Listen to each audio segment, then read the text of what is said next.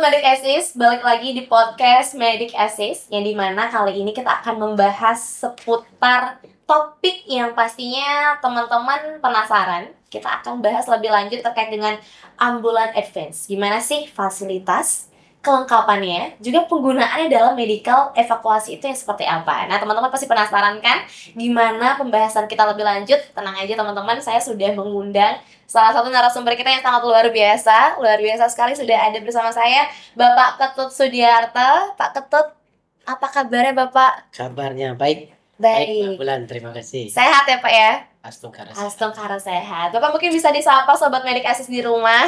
Ya, mungkin Sobat Medik Assist penasaran sih gimana sih Pak Ketut ini sebenarnya siapa gitu. Kalau bisa boleh tahu Pak Ketut nih bekerja di bidang apa? Dan spesifikasinya atau spesialisnya lebih ke mana nih Pak? Oke, baik. Terima kasih Mbak Bulan. Baik sahabat Medik Assist, apa kabar? Hari ini sehat ya? Sehat dong Oke, harusnya. baik. Perkenalkan ya, saya Ketut Sudiarto ya, yang saat ini sebagai perawat medical evacuation. Oke. Jadi saya sebenarnya sebagai perawat, kemudian secara spesifikasi saya sebenarnya perawat medical bedah. Perawat medical bedah. Ya, perawat medical bedah, kemudian dengan spesialisasi sebagai perawat anestesi, kemudian konsultan di medical evacuation, kemudian di pain management dan hipnoterapi. Ya, kemudian ya, karena di medical evacuation, jadi saya diminta untuk Medik Assist langsung untuk bekerja Di medical evacuation. Berarti sudah sangat awam ya dengan ambulan advance itu ya? Ya, terkait dengan ambulan advance itu boleh dibilang pekerjaan saya sehari-hari. Ya, baik dari segi persiapan, baik dari segi kelengkapan untuk ambulan advance. Oke, baik. Terima kasih banyak ya Pak Ketut ya. Itu tadi hal-hal apa aja sih sebenarnya latar belakang dari Pak Ketut bahwa sebagai seorang medical evakuasi. Baik, teman-teman Sobat Medik Assist, kita akan bahas lebih lanjut terkait dengan ambulan advance itu. Sebenarnya apa sih yang dimaksud dengan ambulan advance dan juga gimana perbedaannya dengan ambulan biasa? Oke, baik Mbak Bulan, terima kasih. Ini pertanyaan sangat bagus dan saya rasa semoga bisa menjawab pertanyaan dari audiens yang umum ya.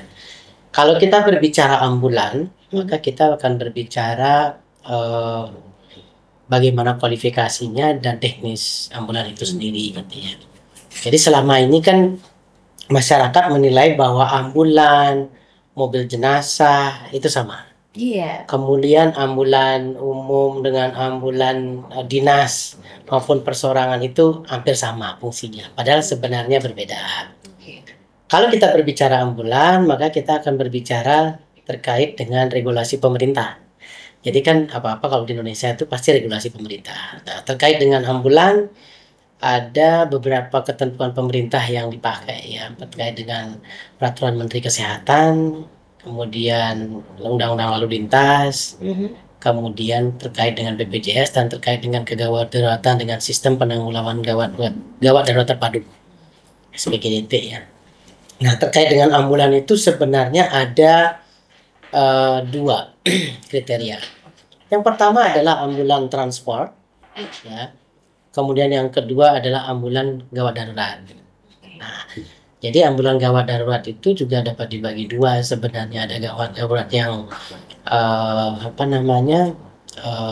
biasa dan advance. Nah, kemudian bagaimana dengan mobil jenazah? Tentunya bukan ambulan. Nah, jadi kalau dibilang mobil jenazah itu adalah ambulan jenazah itu keliru. Jadi perlu saya luruskan di sini bahwa mobil jenazah itu adalah yang murni hanya untuk mobil jenazah. Jadi mobil jenazah nggak boleh mengangkut pasien sebenarnya. Ya, standar akreditasi rumah sakit pun menyatakan bahwa ambulan itu berbeda dengan mobil jenazah. Begitu pula sebaliknya ya Pak? Ya, jadi tidak boleh mengangkut. Jadi mobil jenazah mengangkut orang hidup atau mobil jenazah, mobil ambulan untuk mengangkut jenazah tidak boleh. Gitu. Kemudian kalau kita lihat kembali ke ambulan, terkait dengan ambulan itu ada ambulan transport, gitu ya. Jadi di lambung, di mana terlihat bedanya gitu ya. di lambung kanan atau kiri badan ambulan itu tertulis ambulan transportasi atau ambulan gawat darurat gitu ya. Nah, kemudian nanti kalau sudah tertulis di samping kanan atau samping kiri, maka akan di dalamnya akan berbeda. Tidak seperti sekarang gitu, ambulan di depan tertulis, sudah gitu tengahnya hanya oksigen saja atau hanya bednya saja. Nah, itu sudah bukan ambulan namanya. Nah, itu sebenarnya hanya mobil penumpang untuk tiduran gitu ya. Nah, jadi kalau mobil ambulan maka kita berbicara alatnya di situ. Alatnya ada untuk life support, mulai dari airway, breathing, circulation sampai drug dan sampai ke fibrillation ya. Jadi ada AED. Nah, itu untuk yang advance. Kalau umpamanya ambulan transport biasa, ada alat-alatnya sama dengan alatnya, ada airway, breathing, circulation sampai drug dan sampai, cuman fibrillationnya memang tidak ada dan ventilator pun tidak ada di situ. Tapi kalau yang advance ada. Kalau yang advance kayak udah lengkap banget ya berarti fasilitasnya gitu. Jadi kalau boleh dibilang ambulan advance itu seperti ICU mini lah. Nah, seperti itu.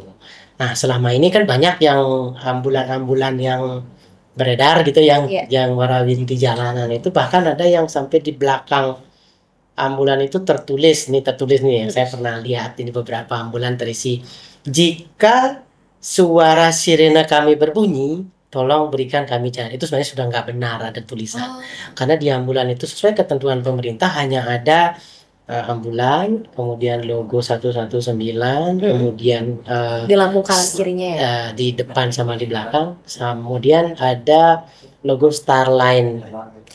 Jadi yang istana bintang, kemudian ada ular meningkat. Nah, itu logo Starline. Bisa kok di searching di Google bisa. Jadi itu untuk life support gitu. Nah, kemudian kalau kategori ambulan itu ada ambulan darat, ambulan udara. Kalau di darat ini kita berbicara ada namanya ambulan menggunakan mobil. Mobil penumpang ya. Kemudian ada menggunakan motor. Ada ya? Ada ketentuan spesifikasinya pun ada. Kemudian berikutnya ada ambulan yang pakai sepeda. Kalau di desa ada. Di ketentuan pemerintah di Kementerian Kesehatan itu jelas. Gimana tuh sistemnya kalau ambulan pakai sepeda? Nah, kalau ambulan sepeda, nah itu untuk pengangkutannya, kalau mungkin barangkali teman-teman di PMR atau di Pramuka tahu. Jadi saya pernah dilatih untuk ambulan menggunakan sepeda itu ya. Jadi pengangkutannya mungkin tidak ke gawat daruratan, tapi sebagai transport. Cedera-cedera kecil ya? Iya. Jadi bisa sebenarnya. Tidak hanya cedera kecil, pasien-pasien yang koma pun bisa sebenarnya diangkut dengan sepeda. Itu tapi jaraknya mungkin yang tidak terlalu jauh. Ya. Nah, jadi itu. Kemudian ada namanya ambulan kalau itu di darat ya. Ada juga yang namanya di laut. Itu menggunakan boat. Itu ada spesifikasinya khusus gitu. Jadi ada timnya, ada. Nah, jadi kita berbicara ambulan yang dulu secara teknis ya. Kemudian berikutnya ada di udara. Di udara itu menggunakan fixed wing maupun rotary wing. Fixed wing itu bisa menggunakan baling-baling, pesawat baling-baling, atau menggunakan pesawat jet. Bisa menggunakan private jet, bisa menggunakan komersial. Nah, tergantung mana yang ada tersedia saat itu. Kemudian bisa menggunakan rotary wing kayak helikopter. Nah, itu masing-masing memiliki spesifikasi yang berbeda, dengan tekanan kabin yang berbeda, dengan case yang berbeda pula ditangani. Jadi masing-masing ambulan itu akan sesuai dengan peruntukan. Gitu. Nah, sehingga ambulan itu baik di darat, laut dan di udara pun bisa mengangkut pasien ya. Bisa mengangkut pasien. Kemudian itu kan teknis. Ya. Nah, kalau dilihat dari spesifikasi SDM, jadi kan kita berbicara tadi ambulan kan? Ambulan itu. Nah, kemudian SDM itu mesti kita lihat. SDM tadi alat sudah, terus kendaraannya sudah. Sekarang SDM-nya itu ada dokter, ada perawat, ada tim yang lain, ada drivernya juga, ada kopilot. Nah, kemudian ada nakoda. Dan tim dari boot, kalau tergantung di kebutuhan. Nah, itu masing-masing spesifikasinya terlatih seharusnya terlatih. Drivernya ambulan pun harusnya terlatih. Iya. Tidak hanya sekedar sembarangan driver. Kalau Spesifikasi buka driver ambulan kayak gitu betul, kan. betul. Karena selama ini kan sopir ambulan ya udah bisa, yang penting bisa ngebut. Tidak seperti itu juga kali gitu Yang ya. penting bisa nyetir mobil gitu. Nah itu kemudian driver. Nah kemudian Mhm. tim ambulan secara normatif namanya paramedik. Mohon maaf, saya sedikit koreksi, bukan paramedis ya. Kalau selama ini kan perawat ataupun di luar dokter namanya paramedis. Itu satu kekeliruan. Hmm. Bahkan di peraturan presiden pun menyatakan bahwa ada dokter, ada tenaga kesehatan dan lain sebagainya dan penunjang. Bahkan di Undang-Undang 16 ya, Undang-Undang tahun 2023 tentang kesehatan pun jelas di situ ada kategorinya. Nah, khusus untuk di ambulan, tim itu namanya paramedik. Ya dokter, ya perawat, ya driver. Itu kalau sudah masuk dia dalam ambulan namanya paramedik. Ya, jadi bukan paramedis. Gitu ya. Paramedik itu artinya tim yang berjaga di ambulan dan standby. Gitu. Nah, Pak tuh ini saya mau ada pertanyaan lagi. Sekiranya kalau misalnya di Indonesia, apakah semua ambulans itu sudah dilengkapi dengan fasilitas yang advance atau hanya di lokasi tertentu aja, Pak? Oke, baik. Terkait dengan ambulan ya, fasilitas di dalam ambulan itu kalau kita perhatikan tidak semua. Belum semua ya. Belum semua merata ya. Ya, bahkan rumah sakit sendiri pun ada rumah sakit yang punya ambulan tetapi fasilitasnya adalah hanya sebagai transport saja. Oh. Nah, kemudian ada beberapa provider yang memang sudah memiliki ambulan dengan kualifikasi yang advance.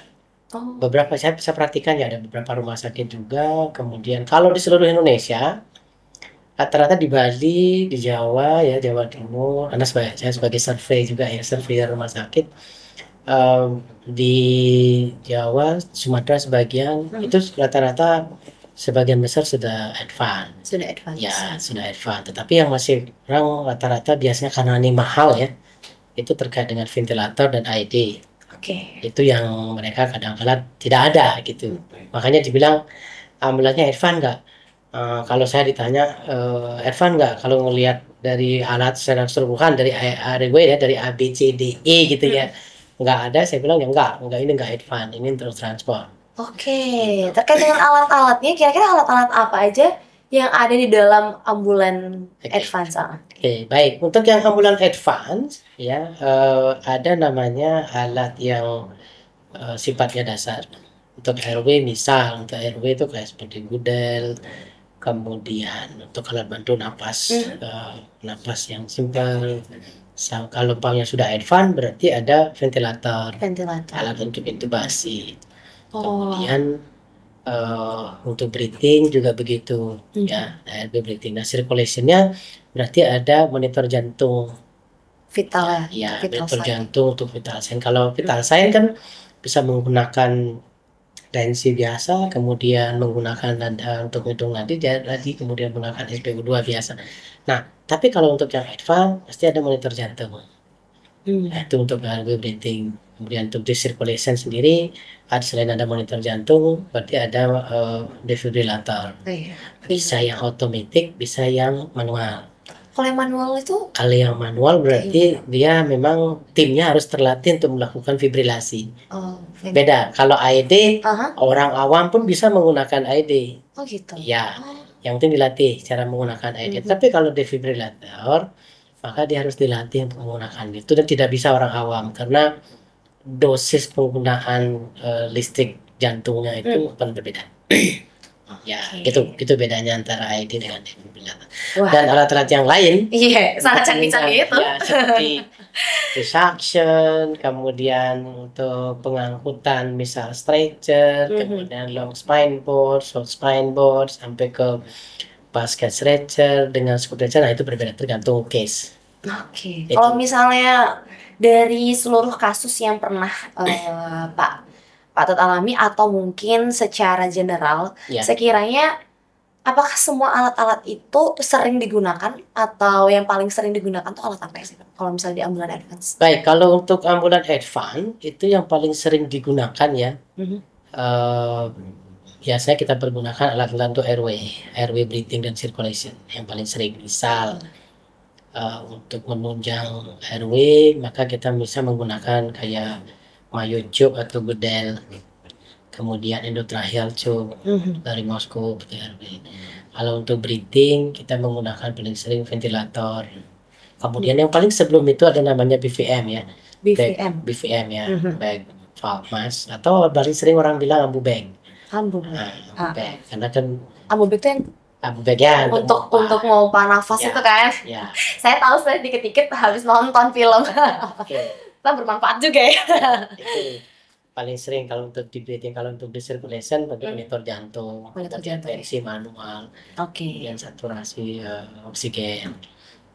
Kemudian yang lain-lainnya pakai infus kan, cairan. Infus.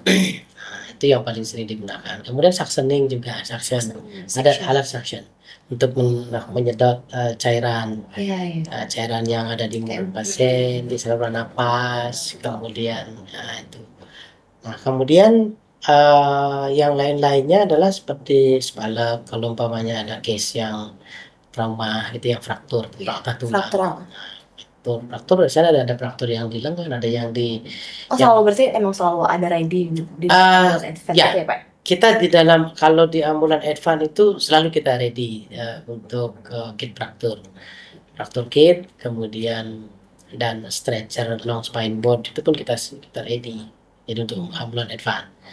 Nah, sehingga nanti kalau case-nya ada, bahkan kita ada namanya ini apa namanya, paku matras. Jadi matras, kemudian setelah pasien ada di atasnya, kemudian kita bentuk sedemikian rupa jadi sesuai dengan nyamannya pasien ya, kemudian kita paku. Nah, itu akan menjadi hard atau keras manakala sudah tervakum. Itu akan membuat pasien itu lebih stabil. Nah, kemudian di bawah itu juga kita ada, sebelum paku matras itu ada kita alasi dengan skin safe. Skin safe itu bulu domba ya. Nah, jadi bulu domba itu akan buat lebih nyaman lagi pasien. Jadi tidak akan terasa keras pada saat pasien ditidurkan dengan paku matras gitu. Jadi mungkin barangkali Mbak Bulan sekali-sekali ayo coba. Jadi bukan dalam arti bukan sebagai pasien gitu lah. Coba aja kan Pak. Betul. Amit-amit kalau bisa sakit. Jangan ya. Karena saya sebelum mencoba itu saya memang coba gitu. Gimana sih nyaman atau tidak? Sehingga hanya bisa kita menakar di make sure ya. Di make sure pasien itu harus benar-benar nyaman. Betul. Oke. Tadi Pak Ketut sudah banyak banget menyampaikan terkait dengan peralatan-peralatan apa aja yang canggih-canggih di ambulan advance itu. Nah, tapi sebelumnya di awal, kita tarik lagi ke awalnya Pak Ketut ya. Tadi Bapak sempat menyampaikan kalau misalnya Bapak juga merupakan salah satu subspesialis itu adalah di medical evakuasinya. Nah, sedangkan di ambulan advance ini kan sering sekali digunakan untuk medical evakuasi. Kalau boleh tahu, mungkin Pak Ketut bisa dijelaskan juga ke Sobat Medik Asis di luar, apa sih sebenarnya medical evakuasi itu spesifikasinya? Medical evakuasi itu sebenarnya adalah kegiatan transfer dan transportasi pasien. Jadi medical itu adalah medik, evacuation itu adalah pemindahan pasien. Pemindahan pasien baik dari kalau transportasi, jadi kan transfer pasien itu adalah internal rumah sakit. Betul. Atau internal Fasiankes ya, baik di klinik rawat inap maupun yang lain di internal. Kemudian ada yang eksternal. Jadi misalnya kalau eksternal satu rumah sakit dengan rumah sakit yang lain di dalam satu provinsi atau wilayah lokal, atau pemindahan pasien dari satu tempat ke luar negeri. Ya, medical evacuation. Jadi medical evacuation itu artinya evakuasi medik yang kita lakukan. Nah, dengan sarana kalau internal dengan dalam internal kan sudah jelas menggunakan stretcher. Kalau eksternal, nah ini kalau eksternal dari satu rumah sakit ke rumah sakit yang lain, atau dari rumah sakit ke luar negeri gitu, bisa menggunakan jalur darat, laut darat tadi ya. Betul. Atau atau ini kegiatan transportasi pasien itu dari tempat kejadian. Dalam artian ketentuannya yang harus baku adalah pasien mesti stabil dulu dan memenuhi kriteria pasien boleh dievakuasi atau ditransfer atau ditransportasi. Kalau umpamanya belum memenuhi, maka lakukan stabilisasi dulu pasien. Di rumah sakit terdekat kah? Boleh di tempat kejadian juga boleh distabilisasi di situ dulu. Jadi sama dengan kalau kami pernah melakukan evakuasi ya di di satu pulau di Indonesia ya. Kita stabilisasi dulu di situ sampai berapa lama sampai pasien stabil. Baru berani kan? Baru kita angkut gitu. Jadi jangan ujuk-ujuk langsung angkut. Ya kalau umpamanya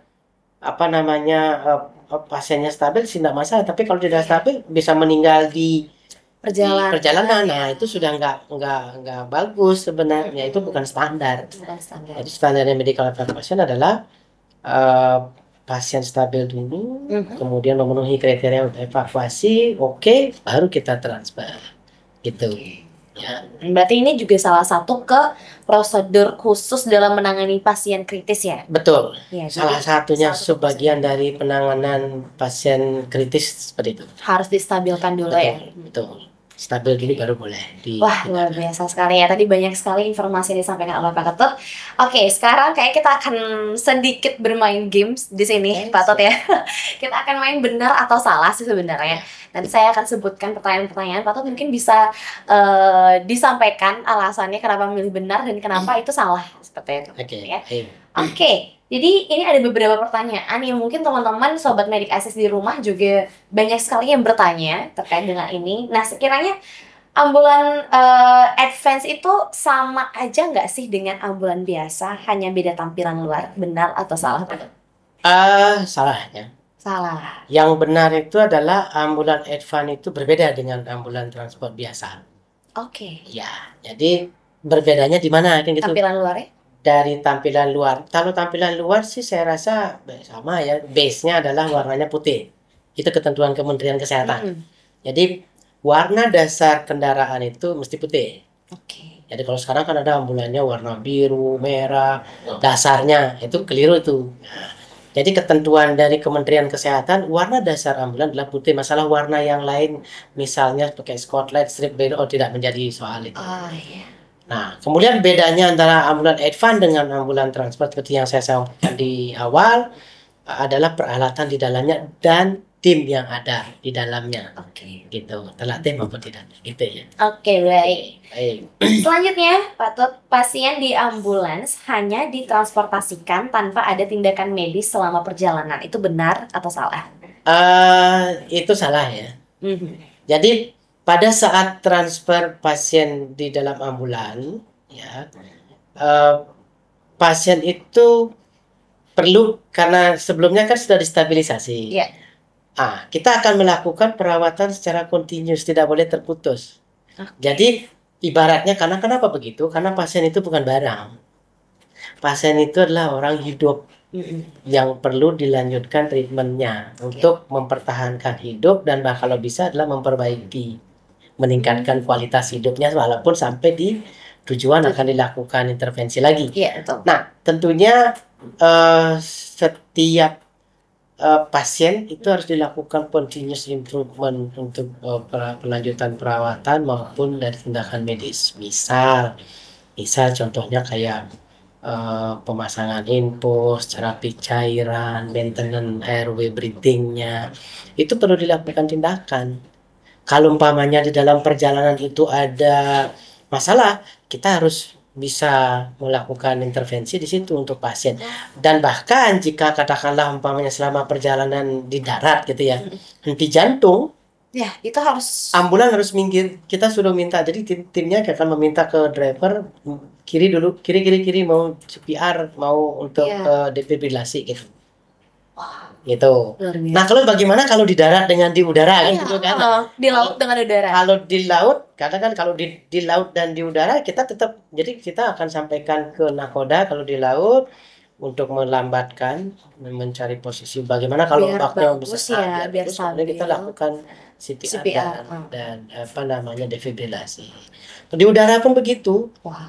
Jadi makanya kan untuk transportasi itu betul-betul stabil dulu. Kalau umpamanya bisa menggunakan rotary wing gitu, menggunakan heli. Jadi kita betul-betul pasiennya oke dulu, baru kita transport. Begitu juga menggunakan fixed wing begitu, sama. Jadi bisa nggak di dalam perjalanan itu lakukan tindakan sesuai dengan kebutuhan pasien, itu saja. Jadi yang itu untuk menjawab ya. Luar biasa sekali. Oke, selanjutnya pertanyaan selanjutnya Pak Put ya. Ya. Nah, di medical evacuation dengan ambulan advance itu hanya untuk pasien yang sangat kritis. Benar atau salah? Nah, ini ada dua. Ini persoalannya bukan menjawab benar atau salah ya. Nah, karena gini, untuk transportasi pasien itu kita kategorikan ada dua. Jadi ada yang pasien yang memang kebutuhannya adalah untuk transfer, untuk transportasi.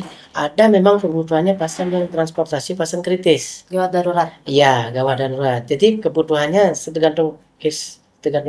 Nah, kalau umpamanya dia transportasi untuk pasien kritis, maka timnya yang tim advance yang berangkat. Oh. Gitu. Jadi makanya setiap tim paramedik itu mesti ada yang harus terlatih. Dan yang seperti sekarang kalau di Kementerian Kesehatan ada namanya yang sudah tersertifikasi. Gitu ya, kalau secara internasional sudah tersertifikasi. Nah, jadi kalau sudah certified, nah itu bisa bisa kita percaya kalau yang sudah certified. Nah, kalau umpamanya tidak certified bagaimana? Ya minta dari providernya untuk melatih mensertifikasi sehingga betul-betul siap. Itu saya rasa. Gitu. Ada dua ya, ada yang kritis dan juga ada yang kritis, dan pendampingan pun juga akan berbeda ya. Betul. Oke, mungkin terakhir nih untuk pertanyaan benar atau salah ya Pak Ketut ya. Untuk semua ambulans, nah itu harus dikawal sirine dan bisa menerobos lampu merah kapan aja, benar atau salah? Baik, terima kasih. Ini pertanyaan yang sangat bagus, yang umum ya. Iya, umum. Mungkin orang-orang juga pada kesel kayaknya. Kadang-kadang. Begini, kalau terkait dengan operasional ambulan, kita akan kembalikan dengan Undang-Undang Lalu Lintas. Oh ya. Tadi sempat disebutkan di awal juga ya, Pak Ketut ya. Ya, betul. Undang-Undang Lalu Lintas menyatakan bahwa ambulan itu diperbolehkan untuk menggunakan sirene, diperbolehkan untuk menggunakan lampu rotari ya. Nah, di dalam Undang-Undang Lalu Lintas, lampu rotarinya berwarna merah, kemudian sirenenya juga. Jadi suaranya tidak terlalu disesuaikan dengan standar ketentuan kenyamanan. Untuk meminta perhatian. Secara standar sebenarnya ambulan itu kalau menuju TKP dari tempat home base yang menuju TKP itu harus menghidupkan sirene.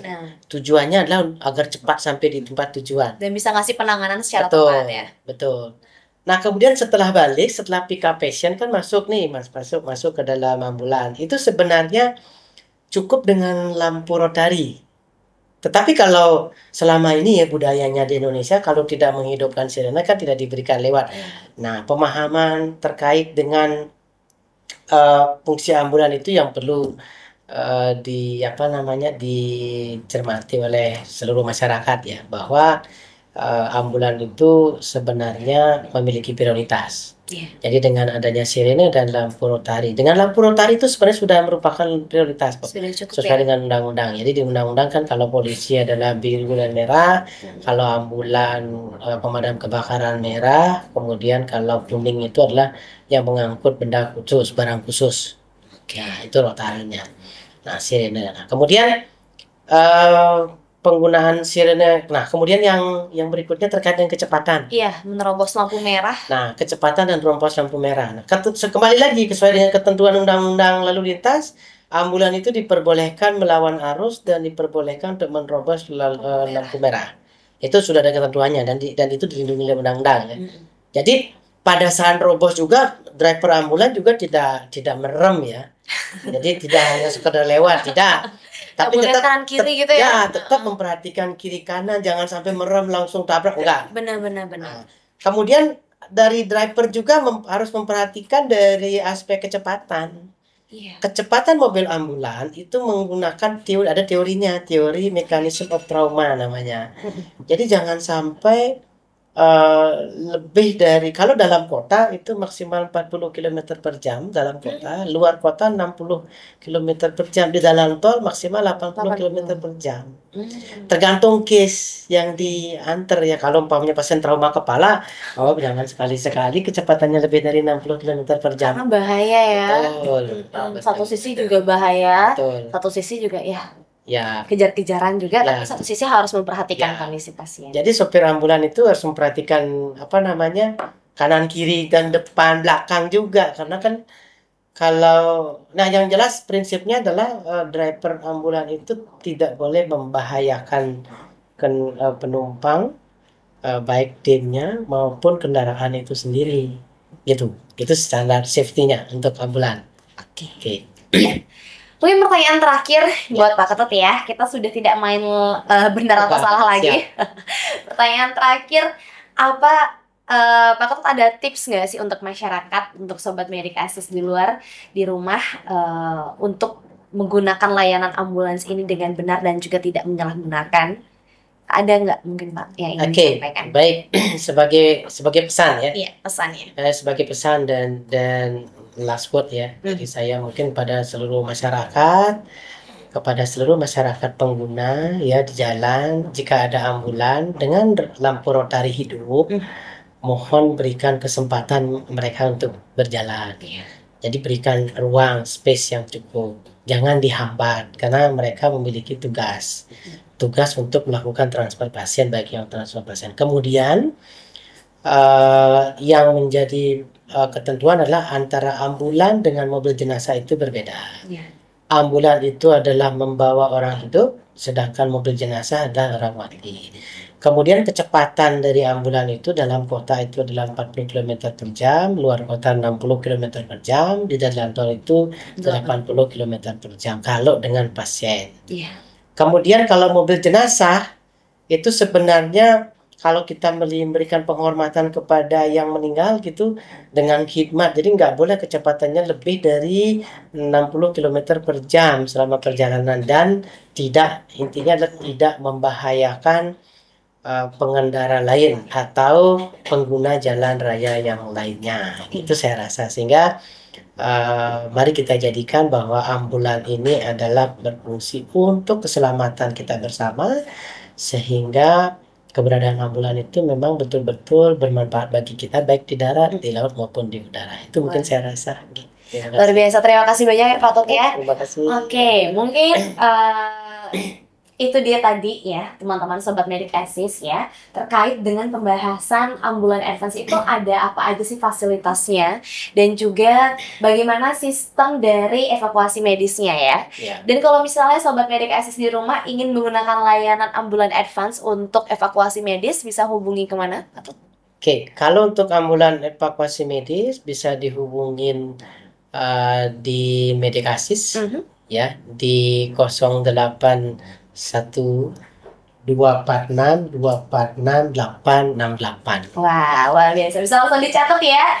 Di Medik Assist sendiri sudah langsung menyediakan fasilitas ambulan advance ya untuk evakuasi medis dari sobat Medik Assist yang ada di rumah.